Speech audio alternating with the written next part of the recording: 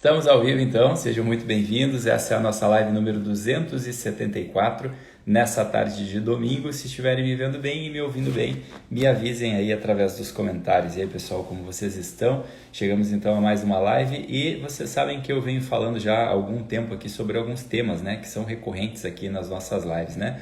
Como, por exemplo, nos últimos dias a gente vem falando bastante sobre a questão da expressão afetiva, né? A diferença, né? Os níveis ali entre a nossa sensorialidade, a nossa afetividade, a nossa intelectualidade, né? Outro tema que eu falo bastante aqui é o amadurecimento da nossa personalidade, a necessidade de termos uma hierarquia interior.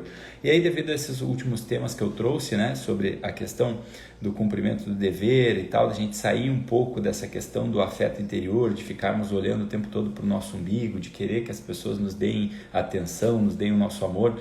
E aí algumas pessoas tocam às vezes nesse assunto, levando para um outro extremo, assim, como se não importasse, como se o que eu estivesse falando fosse como se não importasse essa parte da nossa sensibilidade, né? Como se essa parte emocional fosse uma parte que não fosse importante. E é óbvio que quem me conhece já está há um tempo aqui sabe que, inclusive, eu sou um cara que não levanto mais aquela bandeira do estoicismo, por exemplo, aquela corrente filosófica que fala como se tudo fosse razão, tudo fosse intelecto e que as nossas emoções não importam, né? É óbvio que não, né? Eu acho que se a gente perde isso, né, fica como aquele trecho da Adélia Prado que fala, né? Às vezes eu olho para uma pedra e eu só vejo pedra mesmo. É óbvio que essa parte simbólica, essa parte poética, essa parte mais da sensibilidade, da emoção, ela é um fator constituinte também da nossa humanidade, né? E precisa estar presente. Agora, o que a gente não pode confundir, e é isso que eu busco falar aqui o tempo inteiro, que esses afetos, essa parte, né, mais sensível da nossa humanidade, ela não esteja desordenada, né? Ela não esteja numa desordem aqui. O problema é quando isso vira uma desordem e a gente não consegue mais dar nome às coisas, quando a gente vive ali no mundo do subjetivismo, ao ponto da gente não conseguir mais olhar para a realidade, para a matéria, para a verdade, para a parte objetiva da coisa e conseguir entender, né, e conseguir declarar o que é verdade, né?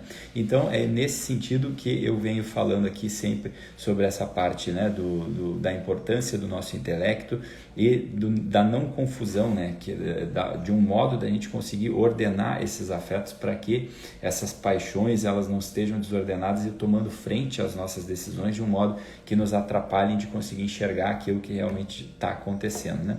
Então, uma pergunta interessante que uma pessoa me mandou foi a seguinte, né? Como que fica o assunto da validação dos sentimentos da criança, né? Então, é óbvio que a gente tem algumas fases na vida, né? Uma delas é a infância e depois a gente passa ali, porque depois de um tempo começaram a chamar de adolescência, né? Por que eu falo depois de um tempo? Porque antigamente não existia, era a infância, depois a vida adulta e depois, né, foi ali atribuído a essa fase ali entre os 12 até os 16, 17 anos, que é a parte da adolescência.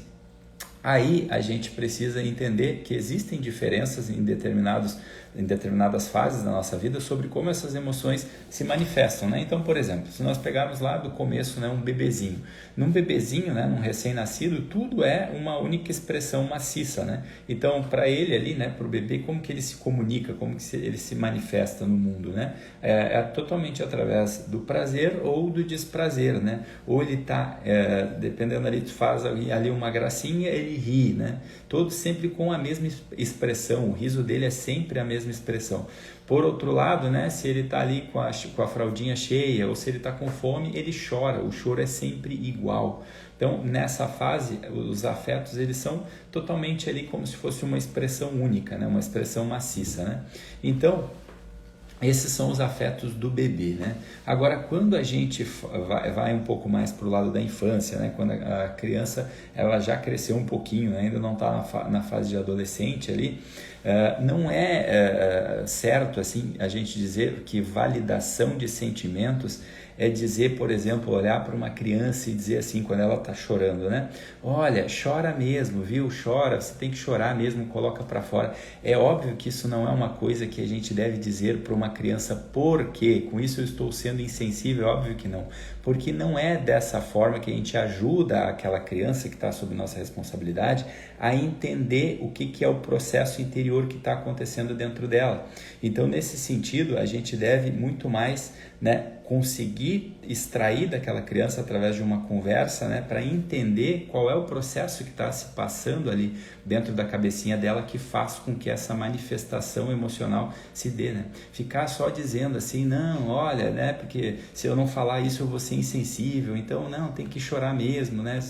Óbvio que isso não vai ajudar com que a criança consiga entender qual é o processo que está acontecendo ali no mundo interior dela, né? Fazer isso é, de certa forma, a gente apostar numa impossibilidade de um futuro amadurecimento, né? A gente está ajudando ali com que a criança fique ali naquela parte ali dramática da vida dela sem conseguir avançar, sem conseguir compreender, sem conseguir se conhecer, né? Quando uma criança já começa a dominar a parte da comunicação, a parte da fala, quando ela começa a se expressar no mundo, é importantíssimo que a gente comece a modular os seus afetos, que a gente consiga perceber como que ela está expressando os seus afetos no mundo, para que a gente possa conseguir ajudá-la de uma maneira efetiva, né?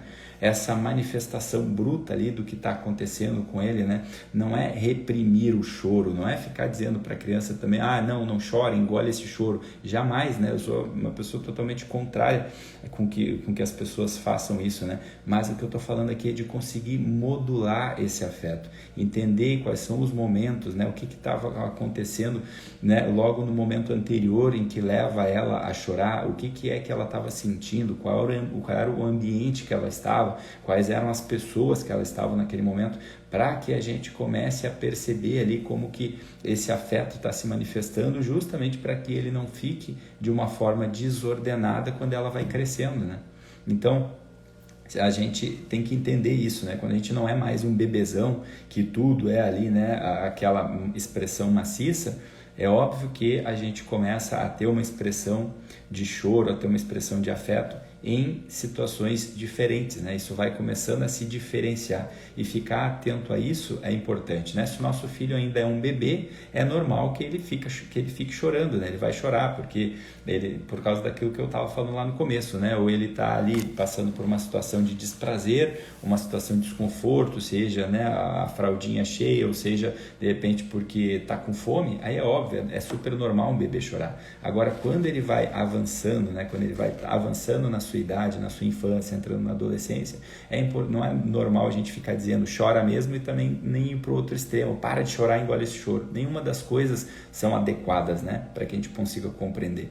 O ideal é que a gente consiga modular esse afeto, entender o que é que está se passando ali, qual é a expressão interior que está ocorrendo, qual é o processo interior que está ocorrendo ali, para que aconteça essa expressão desse afeto, né? Então, existem várias formas, né, de a gente expressar as coisas negativas, né? Uma delas é o choro, né? Então, quando a gente está sentindo alguma coisa ruim, né, às vezes o medo, né, às vezes a raiva também é uma forma de a gente expressar coisas negativas, né?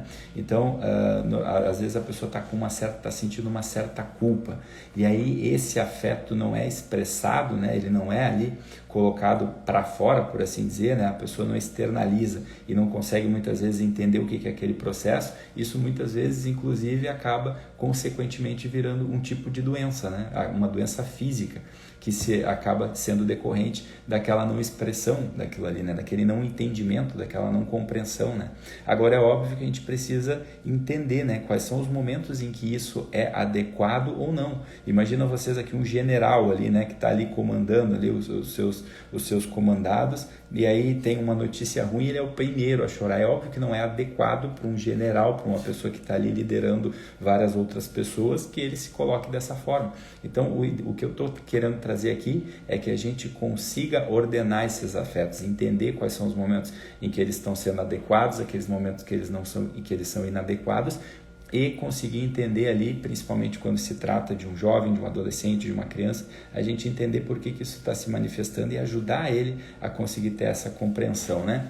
Então, Acontece muitas vezes, a gente sabe que a gente passa uma vida inteira e que a gente vive muitos momentos em que a gente fica mais sensível, né? É normal isso acontecer. O ideal é que a gente consiga identificar, ir na raiz e ali na causa para conseguir entender do que se trata aquilo ali, né? Então, óbvio que é muito diferente ali, né? O choro de alguém que está vivendo um luto, que perdeu uma pessoa querida, né? Um choro de saudade, um choro de alguém que não vai poder mais abraçar fisicamente, uma pessoa que não vai mais poder estar ali trocando palavras com aquela pessoa, do que um jogador de futebol, por exemplo, que chora porque errou um pênalti, né?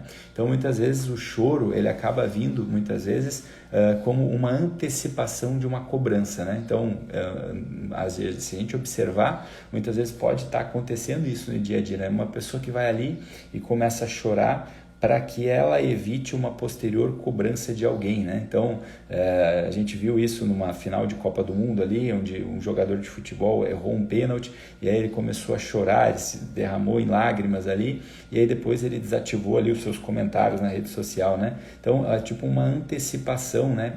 O que me parece, assim, uma antecipação do tipo assim, eu vou chorar para que vocês tenham sensibilidade comigo, então aí vocês não me cobrem, né? Então, né, sendo assim, eu antecipo, né, uma cobrança, né? Antes de vocês me cobrarem por algo errado, de repente, que eu fiz, eu manifesto aqui uma expressão de choro para me proteger, né? Eu lembro muito bem numa fase da minha infância onde aconteceu uma seguinte situação, né? Eu lembro que às vezes eu fazia algumas coisas erradas, né? Como toda criança, todo adolescente apronta ali, tá numa fase mais de bagunça ou aprontando. E eu lembro que uma vez tinha aquelas antenas, eu não lembro se o nome certo é fluorescente, como é que era, o nome de uma antena de TV que parecia mais uma lâmpada dessas, né? Mais compridas. E ela ficava pendurada assim, tipo numa espécie de taquara, e ele tinha o gramado ali do lado de casa onde a gente jogava futebol. E aí, né, eu lembro que tinha sido feito quase um evento com a compra daquela antena ali pelo meu pai, né, pelos meus familiares, e na época que a gente recém estava começando com a televisão colorida, né, já acusando aqui a idade, mas enfim, eu lembro que eu jogando futebol, a bola eu acabei chutando uma bola, ela bateu nessa taquara e a lâmpada caiu no chão e quebrou. E aí eu lembro que quando aquilo aconteceu, eu já comecei a chorar, né? Eu tava chorando já, por quê? Tava chorando porque eu sabia que eu ia levar a bronca. E aí, né, meu pai vendo aquilo ali, ficou comovido, porque eu tava chorando, né? Ficou talvez com um pouco de pena de mim ali, e aí não fez nada, né? Naquele momento em que eu tava esperando uma bronca, ele quebrou um padrão e acabou não me xingando. Óbvio que o processo na cabeça de uma criança, né, naquela fase que eu tinha, devia ter, sei lá, meus 6, 7 anos de idade, acontece mais ou menos assim, né? Então não é consciente, né? Não é conscientemente que eu acabo me adaptando a isso, mas num processo inconsciente é muito comum que aconteça o seguinte tipo de trilha, né? Então eu entendi. Agora, quando eu não quiser levar bronca, eu vou chorar. Agora eu vou me vitimizar. Agora eu vou, né, querer dizer que eu, né, tô aqui chorando, então eu não levo bronca dessa forma, né? Então, a gente precisa prestar muita atenção como que algumas expressões se manifestam, né? Então, por isso que a gente precisa ficar atento para saber quando esse choro é algo adequado ou é algo inadequado. E, para isso, a gente precisa entender realmente qual é o processo interior que está se passando em relação ali, qual é o contexto que aquilo ali está acontecendo, para a gente ver se aquilo ali não é um choro, de repente, por exemplo, que está querendo abrandar uma punição, né? Então, essa coisa de abrandar a punição nos tempos presentes é uma coisa que a gente vê muito por aí, né? Então, a pessoa, às vezes, ela não tem um diagnóstico, por exemplo, de TDAH, né? E aí ela comete ali algum tipo de desatenção e ela fala, não, isso é porque eu tenho TDAH. A pessoa nem tem isso, né? Mas ela só foi desatenta, de repente, naquele momento, mas ela usa isso, né? Ela usa isso como uma bengala. Então, tudo que ela passa a fazer ali, né, ou para não ter um tipo de cobrança, ela começa a falar, né? Não, esse é o problema que TDAH aqui acabou fazendo isso. E aí, óbvio, né, começa a distorcer totalmente o que é um diagnóstico, que é realmente uma patologia, para começar a usar aquilo ali como um discurso, como uma proteção para abrandar uma possível cobrança que muitas vezes só está na cabeça da pessoa, né? E por que na minha opinião isso acontece no momento, né? A gente está numa geração de uma exposição completa, né? Principalmente com o advento das redes sociais, é um momento onde principalmente muitos jovens, muitos adolescentes estão estão ali numa completa exposição, né? Então, quando eu me coloco numa posição de exposição, onde eu olho, estou ali me comparando o tempo todo, é muito comum da gente ficar ali, né, se preocupando com aquela punição, né, que possam nos dar, com aquele julgamento alheio, né, que alguém pode nos fazer, né? Então, principalmente os próprios políticos, os próprios jogadores de futebol, né, essas profissões mais públicas, mais expostas, né? Eles estão no momento em que eles precisam estar ali presente para conseguir divulgar, de repente, o trabalho deles, e, ao mesmo tempo, eles estão expostos a julgamentos, a comentários, a pessoas que vão falar mal e tudo mais.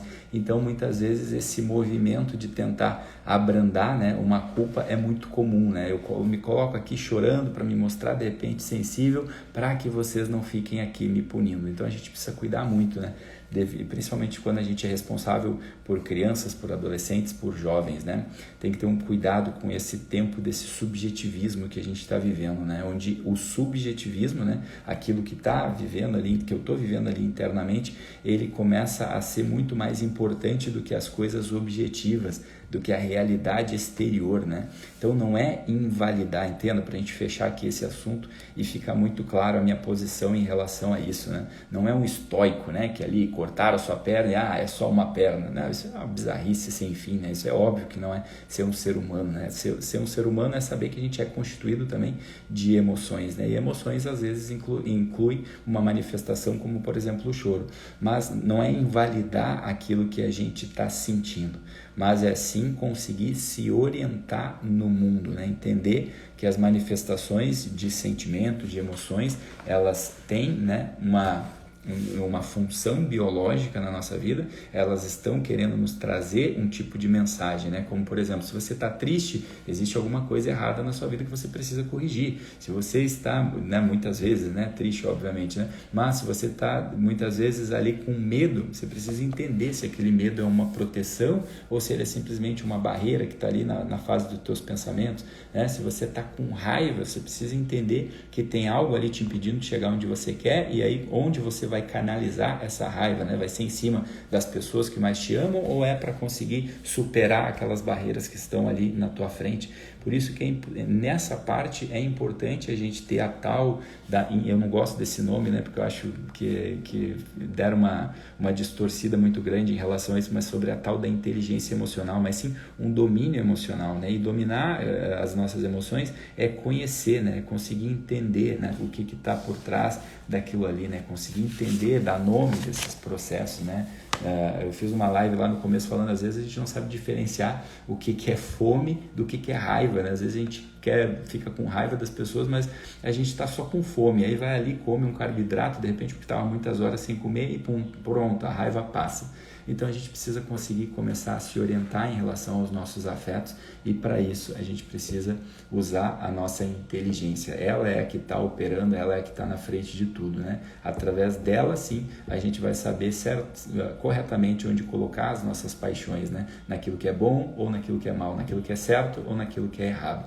Aí sim a gente começa a escolher o que vai passar pela nossa sensorialidade, né? Pelos nossos sentidos, a